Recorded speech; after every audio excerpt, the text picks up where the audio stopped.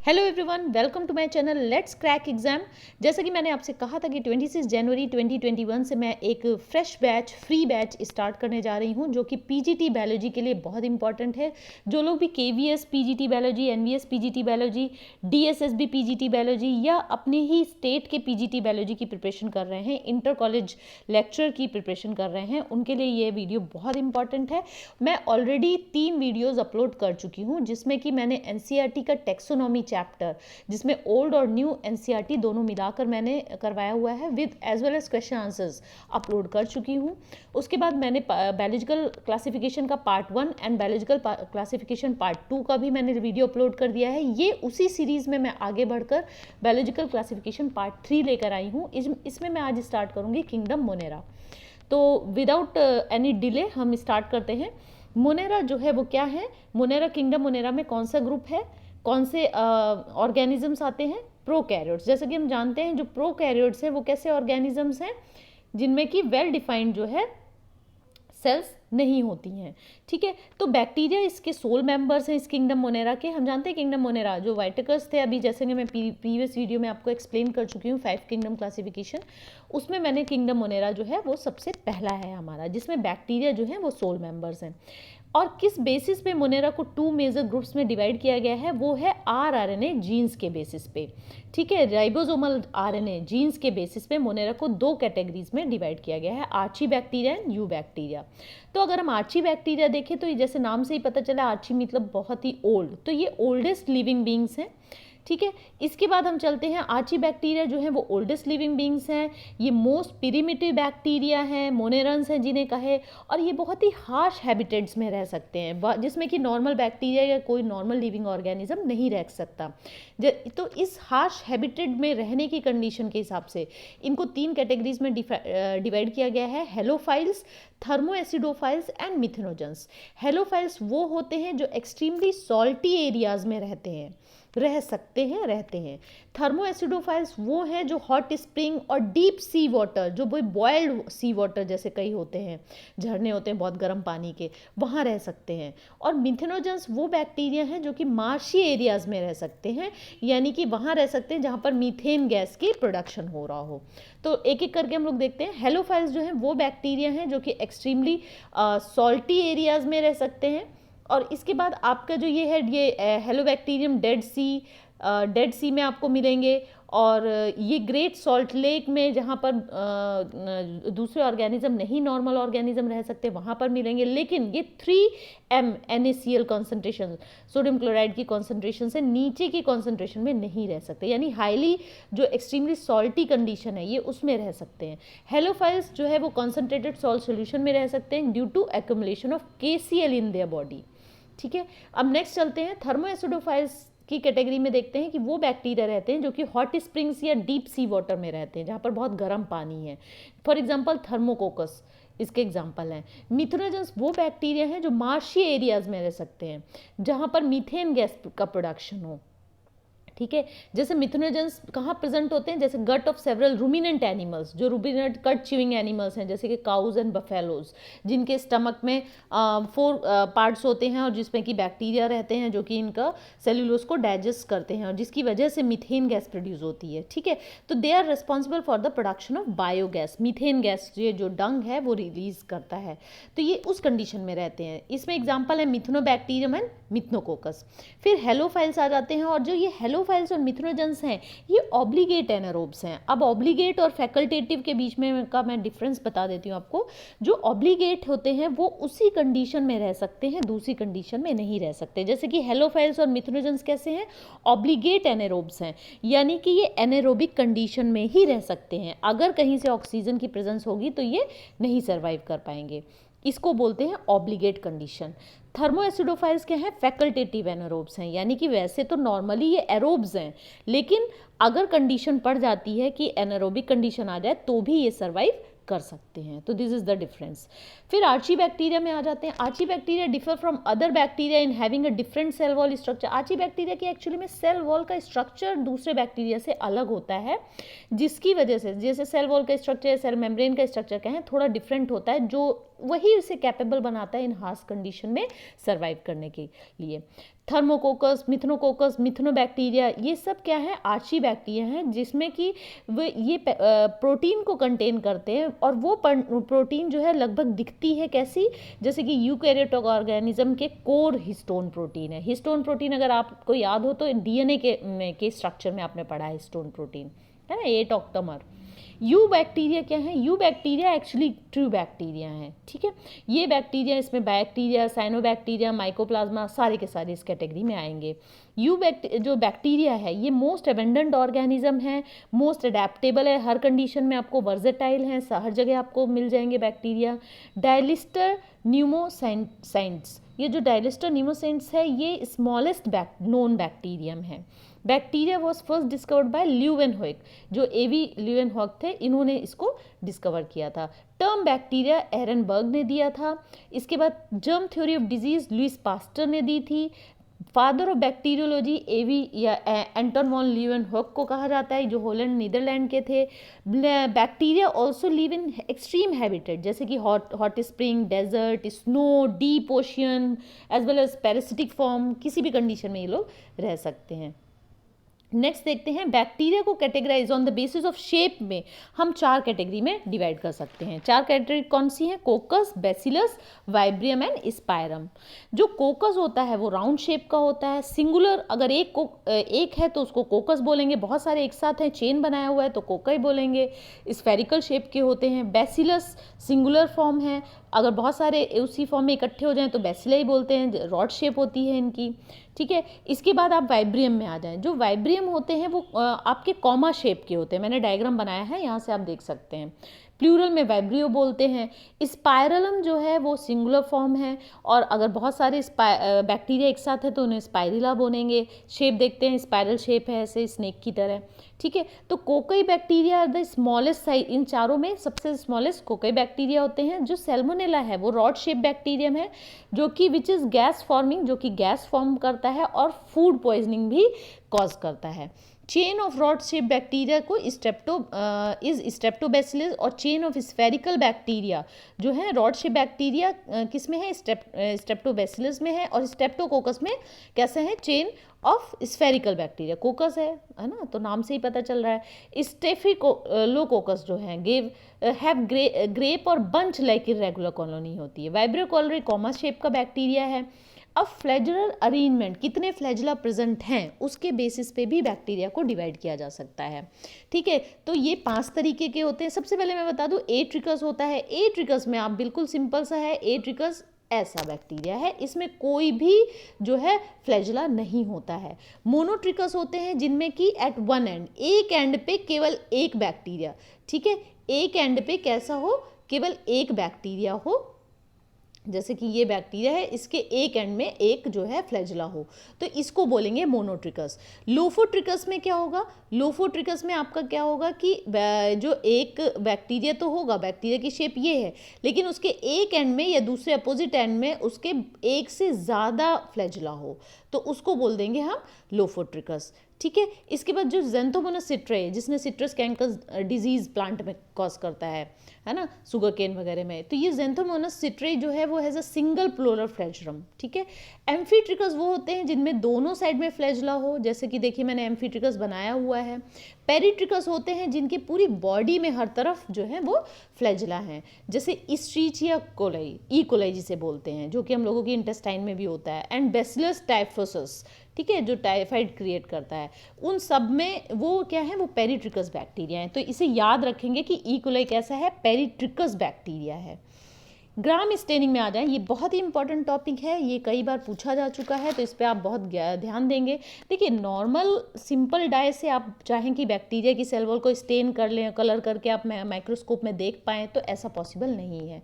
तो जो क्रिश्चियन ग्राम थे, हैंस क्रिश्चियन ग्राम थे, जो कि डेनमार्क के थे, उन्होंने 1884 में एक ग्राम स्टेनिंग टेक्निक डेवलप करी, ईजाद करी, जिससे कि वो बैक्टीरिया को स्टेन कर पाए और उसको माइक्रोस्कोप में देखना जाना पॉसिबल हो पाया।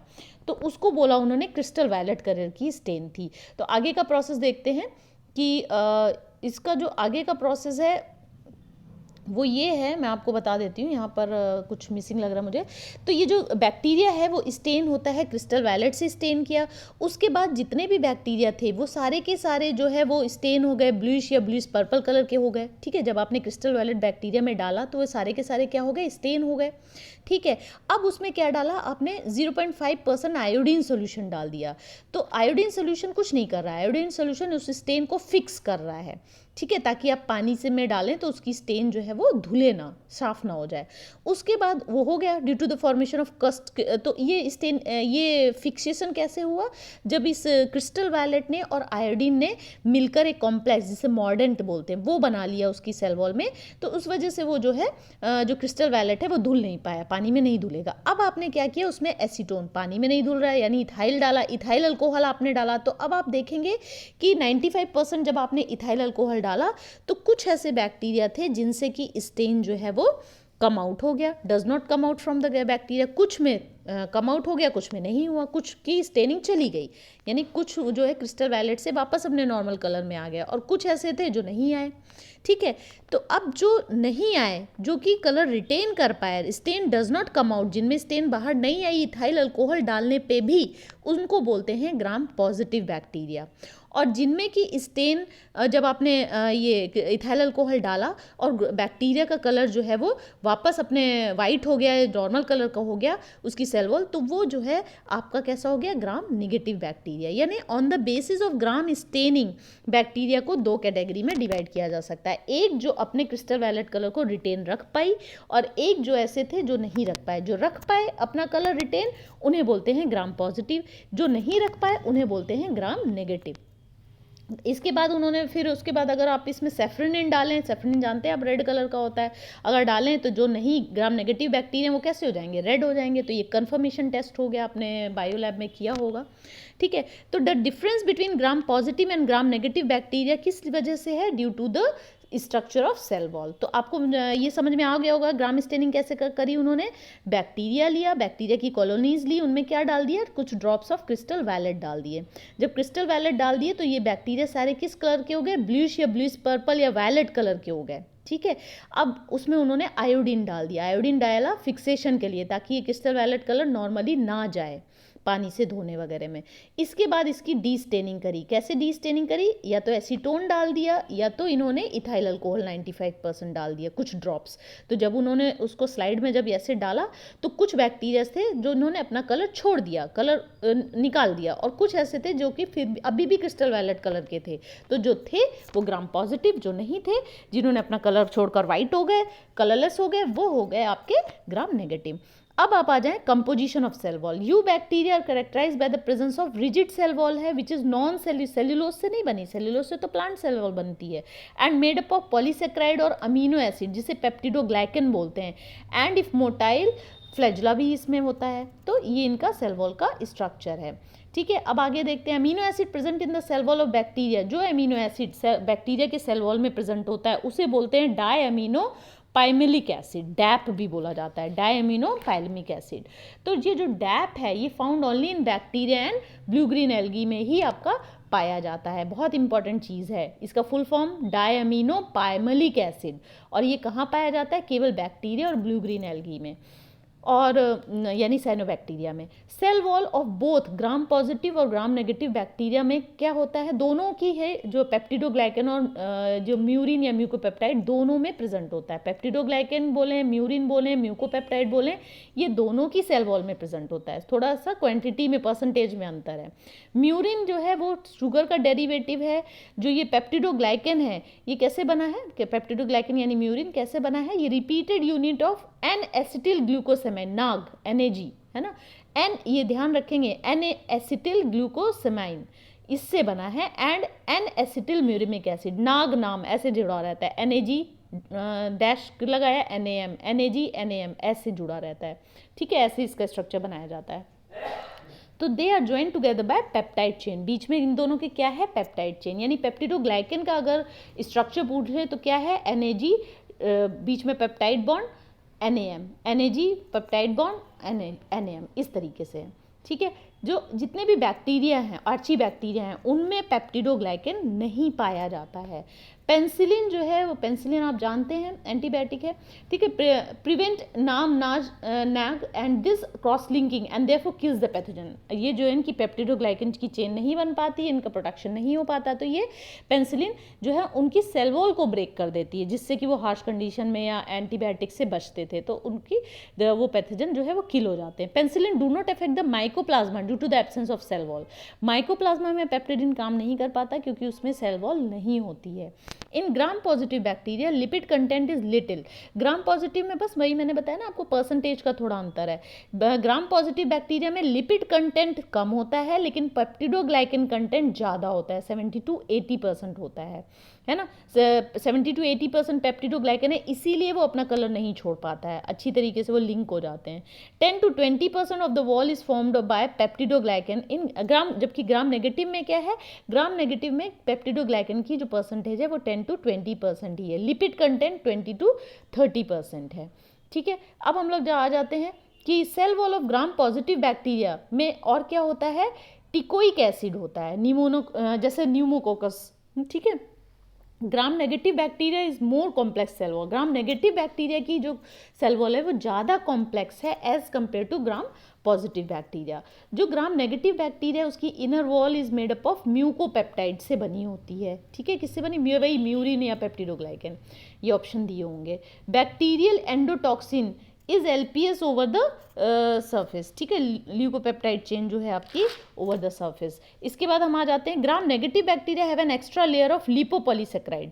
ग्राम नेगेटिव बैक्टीरिया के पास एक और एक्स्ट्रा लेयर होती है लिपोपॉलीसेक्राइड की। Gram negative bacteria detect and respond to chemicals by LPS, ठीक है, ल्यूकोपॉलीसेक्राइड की से केमिकल से इन्हें डिटेक्ट किया जा सकता है। तो ये हमने आपको पूरा gram staining along with the short question जो अब तक आए हैं उनकी थ्योरी मैंने बता दी। अब हम लोग चलते हैं रिप्रोडक्शन, बहुत ही बेसिक लेकर चलेंगे। बैक्टीरिया जो है वो 2 methods, asexual and genetic recombination, या सेक्सुअल मेथड इसे पूरी तरीके से नहीं कह सकते, जेनेटिक रिकॉम्बिनेशन टर्म यूज़ कर रही हूँ। रिप्रोडक्शन 2 तरीके का है। एसेक्सुअल रिप्रोडक्शन में जो मोस्ट कॉमन है बैक्टीरिया का वो बाइनरी फिशन है, और एंडोस्पोर जो एडवर्स कंडीशन में एंडोस्पोर फॉर्म करते हैं। जेनेटिक रिकॉम्बिनेशन जिसे sexual equivalent to sexual reproduction बोल सकते हैं, conjugation, transformation and transduction. Mitotic apparatus जो है वो बैक्टीरिया में एब्सेंट होता है, ध्यान देंगे, माइटोटिक एपरेटस नहीं होते हैं बैक्टीरिया में, माइटोसिस मियोसिस नहीं होती है। Shorter generation of time of E coli as compare to eukaryotes, इसका जो टाइम पीरियड है वो छोटा होता है, शॉर्टर टाइम होता है यूकैरियोट के अपेक्षा, एंड ड्यू टू किस वजह से, due to large surface area volume ratio इनका होता है, ठीक है। बैक्टीरिया आर हैप्लॉइड, जिसका जितना large surface area volume ratio होगा उसकी जो उसकी जो सेल डिवीजन की कैपेसिटी होगी वो ज़्यादा होगी, क्योंकि सेल डिवीजन ही imbalance of surface area volume ratio की वजह से सेल डिवाइड होता है, या सेल का साइज जो है वो रुकता है, ठीक है। तो रिक्ता कैसे है, डिवाइड होकर रुकता है।